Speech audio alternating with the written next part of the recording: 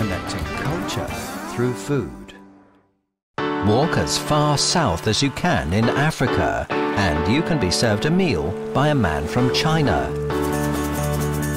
The city is Port Elizabeth. The man, Andy, is from spicy Sichuan province, more than 10,000 kilometers away. Early in 2017, Andy took the plunge and opened two very different restaurants with a menu that is well beyond fusion. Hello everyone, my name is Andy. I'm speaking to you from Port Elizabeth, Eastern Cape, South Africa. This is my restaurant, the Joneses.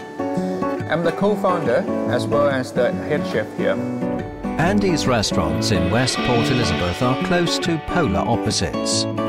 Jones's offers an inventive Western dining experience, and next door, a third country's cuisine is served at Comaribia, Andy's sushi bar.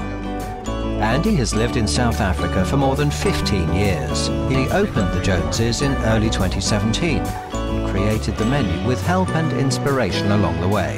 His main mentor is Lee Caldecott, and now he and his wife operate a bed and breakfast near Jones's. How are you? Okay.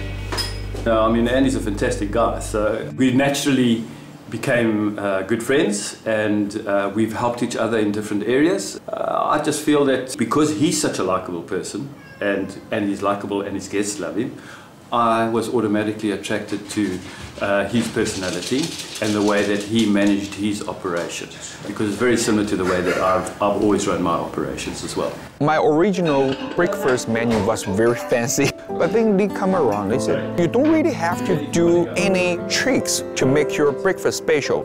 So we spent about a week together. Start with how to make a good toast, how to make a real crispy bacon, how to do a deep fried egg, all of these things. The key trick of the breakfast is to cook every single thing as homely, as comfortable for the customer as possible. Simple, easy. After showing off his scrumptious Western-style breakfasts, it's time to swing to the east. Andy has a date with his favorite fish market. Quarter past 4 maybe, and then we take off from there. All right. Thank you, Andy. I go to fish market every day by myself to select the fish that I want to use. How are you? Oh, we have mackerel! Long time no see, eh? Lovely, lovely. I want a mackerel. From my side, the product must be right. Good. Give me 1, 2, 3, 4 of them. To me, the key thing of cooking is your ingredients. Top quality ingredients will outshine any cooking skills or techniques. Good, good, good. I'll take this one. Andy comes from China's spicy food capital, Chengdu. Unlike Port Elizabeth, Chengdu is an inland city. Yet, for Andy, the two cities share a lot in common. By the time I arrived in PE, I was only 23 years old. That's 2003. I never thought I could find a place that is so similar to Chengdu. Port Elizabeth is also very laid-back, slow rhythm. People still cherish each other. We value honesty. We treat each other fairly. And most importantly, the sincerity is something everybody holds as a key perspective to their life. Another key for Andy is selecting ingredients made with time-honored craftsmanship. Even the coffee he serves is made by an artisan. But now we are heading towards one of the best coffee roast master, and the place name is called Masterton's. It's one of the earliest coffee trader in Port Elizabeth, if not in South Africa. Hi, how are you? Good, good. By the time we started on the coffee, we have two options. We can either buy Italian coffee pre-packed coming from abroad, but on the other hand, there's Masterton. Very traditional, focus on what they're doing, and comes with the style and attitude of craftsmanship. That is what really I value. So when I first went to Masterton's, we spent about 3 days sitting in their room, test every single cup of the coffee. It's a lovely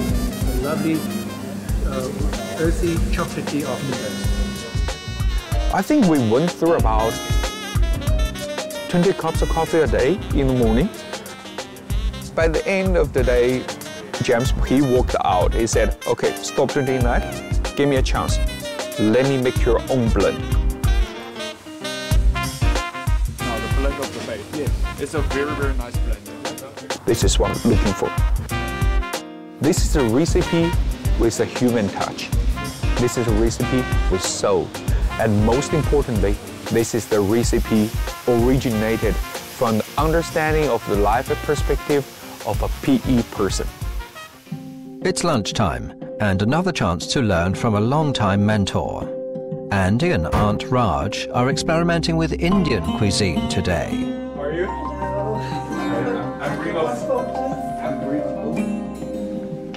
Oh, it's such a nice wine. Yeah, it's fine. Okay. So it's something special for me to say welcome back home. The Indian lady, Auntie Raj, she is like my mother's age, but we become so close as a friend. There are lots of things I can learn from her, and her enthusiasm and her passion about food really affect me in big time.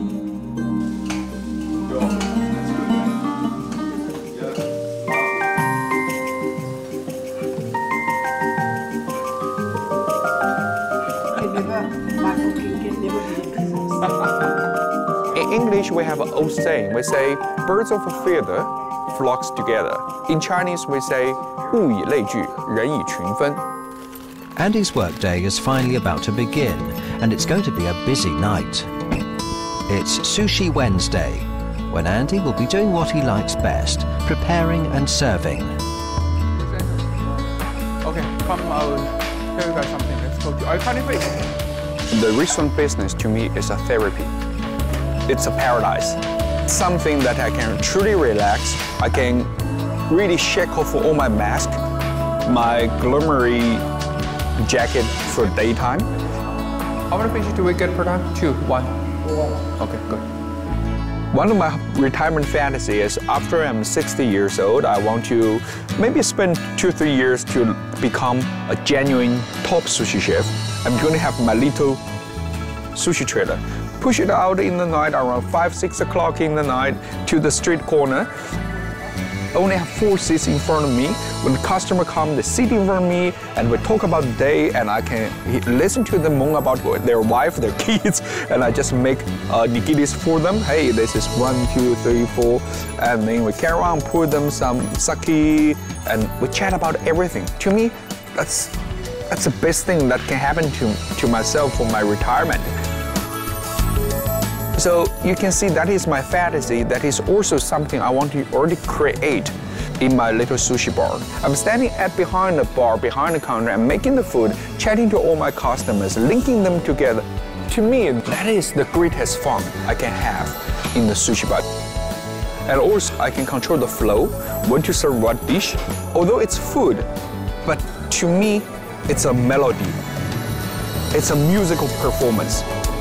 And that is what I really enjoy. After conducting on the stage of his sushi bar, Andy has to prepare for the busy weekend ahead. Again, he seeks out the highest quality ingredients at the Continental Butchery.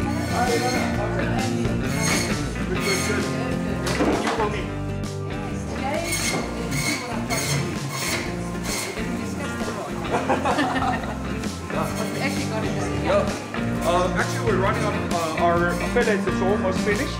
Let's have a look at what you got here. Yes, I've got some. The butchery has been going since 1971. It was started by a German Fleischmeister, and then I bought it from him about 5 years ago. Meets all local surrounding farms. The say furthest is about 400 kilometers from us. We put a lot of effort into dry aging our meat, so we take a lot of time. We put the 21 days. We don't cut the fresh meat. We really take time to mature it properly, which then releases all the flavors and makes it nice and tender and juicy for the customer. For me, you know, to survive in South Africa, you have to know your people. You have to know who you're working with. And Andy, for me, you know, he opened fine dining and then changed it, and then I just think he's aiming at the South African market, which for me is a South African businessman. For Andy, serving South African patrons stirs his creative instincts. The country offers a lot of opportunity for invention and diversity. Many people say your menu contains everything. Actually, to me, that's the essence of South Africa. We are a country that is proud of being associated with different cultures. So I want my menu to be able to represent that aspect of this country.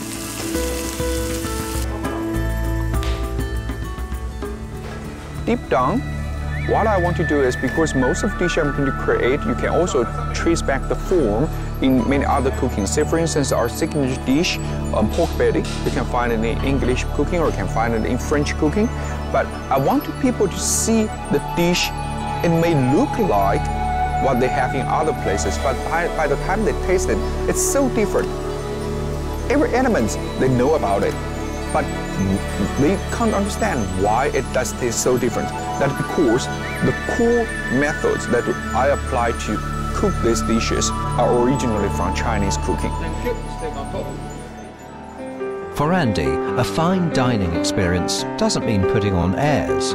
He wants a relaxed atmosphere where guests can come as they are. You can see that my people are dressed in a very casual way. You walk in, you don't get intimidated by the smart look of the waitress. Before you even order anything, maybe you spend 5 minutes to chat about the weather, chat about your pets, chat about your life of today, and you should feel comfortable to complain about anything that you feel unhappy about life to my waitress. As a matter of fact, most of my waitresses, they actually become friends with my patrons. And that is really make me extremely, extremely proud. They make me different.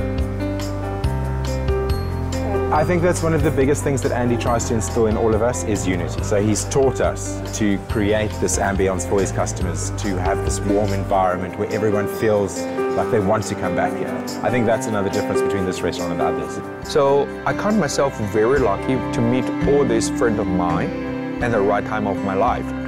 And they are also open enough to share with me about their knowledge in food, their secret home recipe, and also allow me to apply them in my restaurant. So that's why in my menu you can see English origins, French cooking, Middle East, as well as African tradition, but of course from China, from Japan. So I want this menu to be able to represent my understanding about South African from Chinese perspective. This is how I see the country where I'm living. Most importantly, this is a country that I want my kids to grow up in.